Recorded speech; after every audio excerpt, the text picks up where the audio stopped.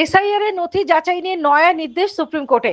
বিপুল সংখ্যক নথির তথ্যগত অসঙ্গতি যাচাইয়ের কাজ বাকি।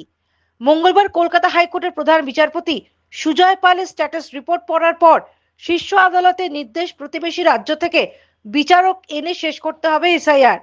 অন্য রাজ্য থেকে বিচারক এলে তারা বাংলা বুঝতে পারবেন কিনা সেই নিয়ে সওয়াল করেন রাজ্যের আইনজীবী। জবাবে আদালত জানায় এছাড়া আর কিছু করার নেই। এই প্রসঙ্গে ওড়িশা এবং ঝাড়খণ্ড হাইকোর্টে প্রধান বিচারপতি সূর্যকান্ত অনুরোধ করেছেন যে কলকাতা হাইকোর্টের প্রধান বিচারপতি তাদের কাছে কোনো আবেদন জানালে তা যেন সহানুভূতির সঙ্গে ও জরুরি ভিত্তিতে বিবেচনা করা হয়।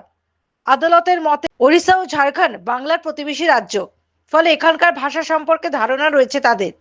প্রধান বিচারপতি সূর্যকান্তের কথায় এই অবস্থা আমাদের কিছু করার নেই। ইতিহাস বলছে একসময় ওই রাজ্যগুলি একই প্রশাসনিক কাঠামোর অংশ ছিল, তাই স্থানীয় উপভাষা বা ভাষার ধরন থেকে কিছুটা বুঝতে পারবেন। সুপ্রিম কোর্টের প্রধান বিচারপতির বেঞ্চ পর্যবেক্ষণ আরো জানিয়েছে, নথি হিসেবে যে ভোটাররা আধার কার্ড, মাধ্যমিকের অ্যাডমিট কার্ড এবং মাধ্যমিক পাশের সার্টিফিকেট জমা দিয়েছেন সেই সব নথিও বিবেচনা করতে হবে। নির্বাচন কমিশনের জারি করা বিজ্ঞপ্তি অনুযায়ী যাচাই প্রক্রিয়া হবে বলে স্পষ্ট করে দিয়েছে প্রধান বিচারপতির বেঞ্চ। 14 ফেব্রুয়ারির আগে জমা পড়া নথি গ্রহণ করা হবে।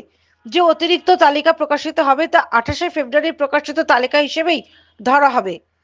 Bureau report, the United India news.